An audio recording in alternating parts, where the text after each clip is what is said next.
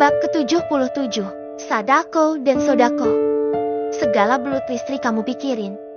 Unfaedah bener hidupmu itu, Van. Sekalian aja kamu pikirin tuh, siapa yang membunuh laut mati? Siapa yang mengecat langit jati biru? Siapa yang meninabobokan polisi tidur? Siapa yang memecahkan rumus Pitagoras segitiga bermuda? Siapa yang naburin garam sehingga laut jadi asin? Siapa yang mendorong menara Pisa sehingga dia jadi miring gitu? Cerocos Luciana mengolok Vanya the Barbarian. Cetek. Vanya menjentikan jari tengah dan jempolnya. Dalam hitungan 3, Anda akan terlelap. 1, 2, 3. Kepala Luciana langsung terkulai. Anda akan tertidur lebih dalam. Lebih dalam, lebih dalam. Dan saat Anda mendengar suara jentikan jari saya, Anda akan terbangun. Lalu Anda akan menganggap diri Anda sebagai cincau lora. Anggukan kepala, jika Anda mengerti ucapan saya. Luciana mengangguk perlahan. Dalam hitungan 3, Anda akan bangun. 1, 2, 3. Cetek. Luciana terbangun dari tidur lelapnya. Have a breakfast, guys. Big Asi, make satu and apa please? You know lah, food is good for US. Oh ya, Van. Tolong nanti anterin Mami ke pasar pakai mobil ya. You know lah, jalanan becek gak ada ojek. Luciana berbicara menirukan logat cincau lora. Nyonya Bramantia, Nathan dan Big Asi langsung membaca ayat kursi bersama-sama. Cetek. Vanya kembali menjentikan jarinya di depan sang mama. Luciana langsung tersadar kembali. Tak lagi menjadi cincau lora. Aku siapa? Aku di mana? Ucap Luciana dengan mimik kebingungan. Aku ini si gembala sapi. Nyonya Bramantia menyambah dengan cepat.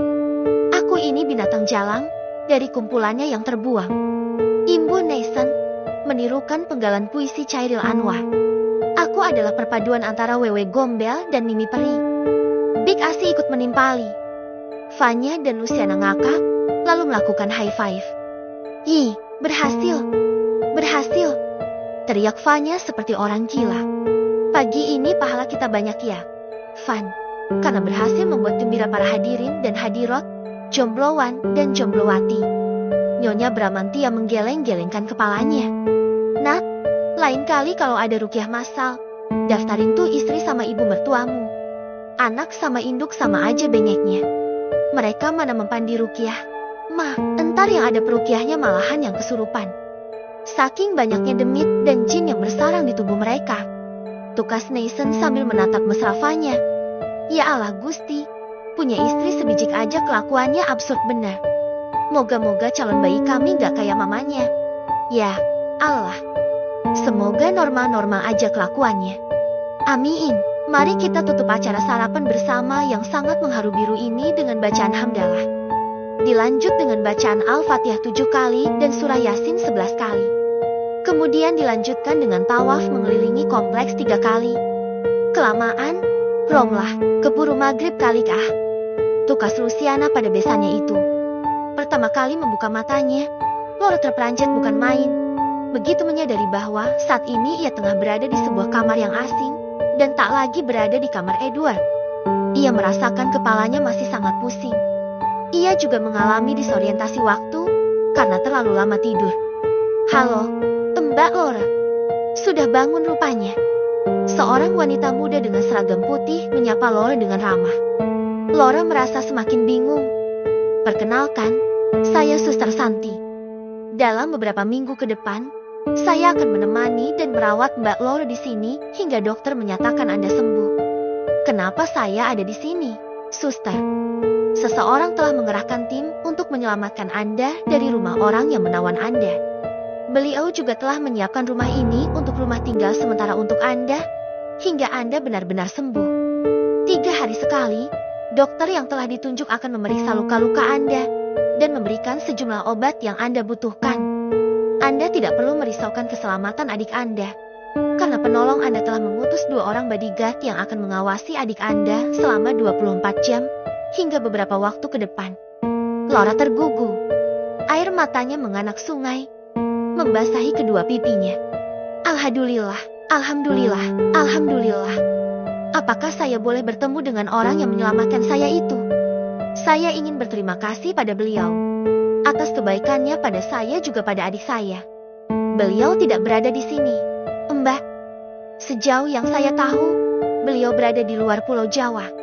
Saya juga tidak tahu banyak tentang beliau dan apa motifnya menolong Anda. Tapi satu hal yang saya yakini, beliau adalah orang baik. Jelas Suster Santi panjang lebar. Apakah kita aman di rumah ini, Suster? Saya takut Edward akan menemukan saya dan kembali membawa saya ke rumah itu. Dia sangat kejam, Suster. Tak perlu menjelaskan kekejamannya, Mbak. Luka-luka di tubuh Anda sudah menjelaskan segalanya. Baiklah, silakan Anda makan dulu, lalu minum obat-obatan ini. Kalau Anda ingin segera bertemu dengan adik Anda, maka Anda harus segera memulihkan kesehatan Anda. Oh ya, satu lagi. Jangan merasa heran jika Anda melihat ada beberapa lelaki yang mondar-mandir di rumah ini. Merekalah yang akan melindungi keselamatan Anda di sini. Usai menjelaskan segalanya, Suster Santi meninggalkan kamar itu. Di rumahnya, Edward tengah duduk melamun di kursi yang ada di kamarnya. Sebatang rokok dan segelas wine menemani kesendiriannya. Ia masih tak habis pikir, siapa yang telah berani melarikan Laura. Lamunannya terputus ketika tiba-tiba saja ponselnya berdering. Edward mengernyitkan dahinya ketika melihat sebuah nomor yang tak dikenal terpampang di layar ponselnya. Halo, Edward. Senang bisa bicara denganmu. Siapa Anda? Dan mengapa Anda menelponku? Aku adalah orang yang menyelamatkan Laura dari perbuatan bejatmu. Dia ada dalam perlindunganku sekarang. Juga Vivi, adiknya. Jangan sekali-kali kamu berani mengganggu hidup kedua gadis itu, atau aku akan melenyapkanmu selamanya. Percayalah, aku sangat mampu melakukan hal itu. Selamat pagi, Edward. Halo. Edward melemparkan gelas wine-nya hingga pecah berkeping-keping. Bibirnya tak henti-hentinya merutuk. Enduk, itu ada yang mencarimu. Dia nunggu di ruang tamu, ucap Darmini pada Ratih petang itu. Fandi? Bukan. Sahruh kan? Enduk. Ah, ibu ini ngawur aja. Tukas Ratih sambil bangkit dari kubur. Pembaringan ding. Ia penasaran, siapakah gerangan yang mencarinya? Apakah Sahrukan beneran? Atau Inspektur Ladusing?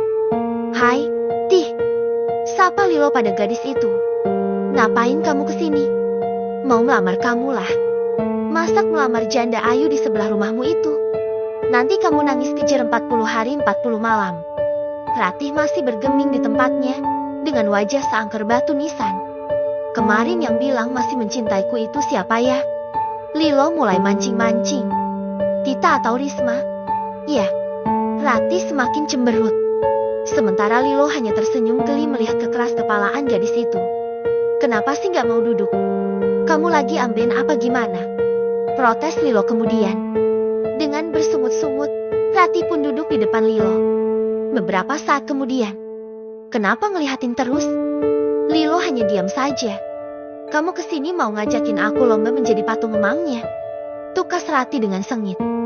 Lilo tak mampu menahan diri untuk tidak ngakak. Masih mau menikah denganku gak?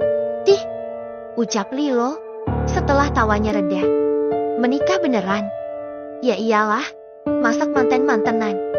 Tapi ada syaratnya, Tih. Apa? Kali ini, kamu harus menuruti semua perintahku. Kalau aku gak mau, ya udahlah, aku melamar gadis yang jelas-jelas mau denganku saja. Tita atau Risma misalnya. Ratih langsung melotot. Junedi, tebak-tebakan yuk. Ajak Fanya pada Nesa malam itu sebelum mereka tidur. Hadiahnya apa? Yang menang meniduri, yang kalah ditiduri. Nathan tampak sangat antusias. Yes, aku mau banget. Ya Allah, semoga aku kalah. Biar hemat tenaga malam ini. Oke, pertanyaan pertama. Orang apa yang ditembak gak kena? Orang yang sakti banget. Salah. Yang benar jawabannya, orang cuma temen. Pertanyaan kedua. Kenapa Sadako keluarnya dari TV? Soalnya dia gak punya radio. Kalau punya radio, dia pasti keluar lewat radio. Salah, Junedi. Sadako keluarnya dari TV. Soalnya kalau keluarnya dari hati diiringi niat baik, itu namanya sodako. Berarti aku kalahkan. Fan, alhamdulillah ya Allah. Kuifan, tunaikan kewajibanmu. Kewajiban apa? Meniduriku lah. Apalagi? Nah, ini dia yang kutunggu-tunggu dari tadi. Ucap Fanya dengan ganjennya.